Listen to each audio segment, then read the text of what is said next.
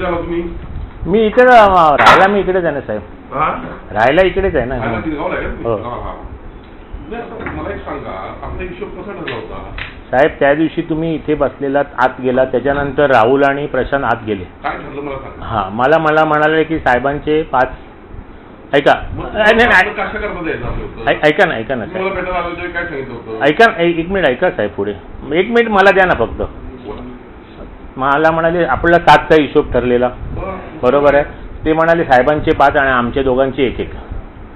ऐका ऐका, त्याप्रमाणे 40 लाख मी तुम्हाला दिले साहेब. नाही एकच मिनिट साहेब, माझं कंप्लेंट नाही. आणि त्यांना ऑफिशियल ट्रान्सफर केलं साहेब राहुलला मी.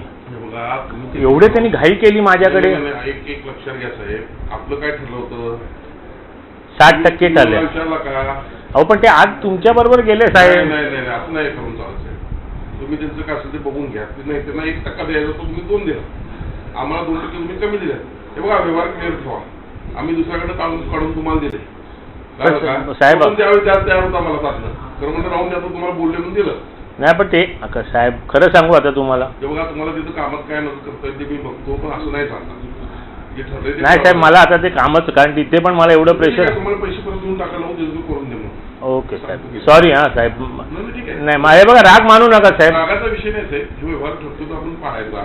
नाही साहेब, माझ्याकडनं हे बघा साहेब, माझ्याकडनं पाळला गेलाय साहेब. तुम्ही चुकताय कुठं, एक लक्षात घ्या.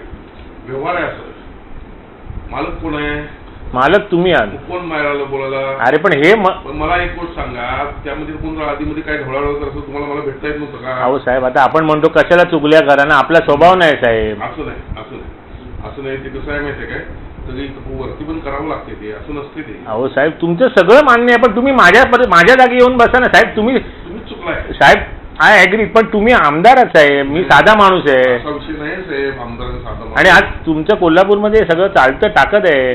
माझी काय ताकद? त्यांनी सांगितलं हे बघा, ते तुमच्या मागे हात गेले. आणि मला ते बाकीचं काही विषय माहित नाही. तुम्ही कामात मला कुठं मदत करायला सांगा. नको साहेब, मला खरंच मला ते गोदरेज बरोबर पण नाही जमणार, जाऊ देत. ठीक आहे, मी तशी व्यवस्था लावा. हा, बोलून देतो मी. ओके, तशी व्यवस्था लावा. ओके. काय नाही तुम्ही नंतर बघा, बघायचं डायरेक्ट चालेल. अरे मग माझी पण काय. अरे साहेब, पण ठरलं होतं. अरे तुम्ही काय नाही ते बाहेर परस्पर. अरे साहेब, परस्पर नाही, इथेच झाला व्यवहार. तुम्ही आता 2% त्यांना पैसे दिले? नाही, मी त्यांना 1% दिला. देऊ नका, 1% त्यांना द्यायचं होता. आणि आता काय तुम्हाला करायचं नसतं तो विषय नाही, नको साहेब, सॉरी. काय झालो, राजेश क्षीरसागर हे कशात तसं सापडत नव्हते, रेड हँड. पण स्टिंग ऑपरेशन करणाऱ्या आमच्या मित्र परिवाराचं मी आभार मानतो. गेलेल्या सर्व कॉन्ट्रॅक्टरांचे आभार मानतो आपल्या न्यूज चॅनलच्या माध्यमातून.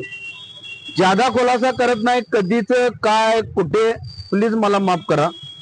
कारण कुठे ना कुठेतरी थोडंफार सेन्सिटिव्ह विषय असतो, इतरांना आपण धोक्यात आणू नये. सांगण्याचं तात्पर्य कोल्हापूरकरांना, मतदार बंधू भगिनींना, माय बाप जनतेला, हा माणूस किती भ्रष्टाचार होता आहे हे मी सिद्ध करून दाखवलं. राजेश क्षीरसागरांच्यात हिंमत असेल तर मलाही आता एका व्यासपीठावर बोलवायचं आणि हे खोटं आहे म्हणून सांगायचं.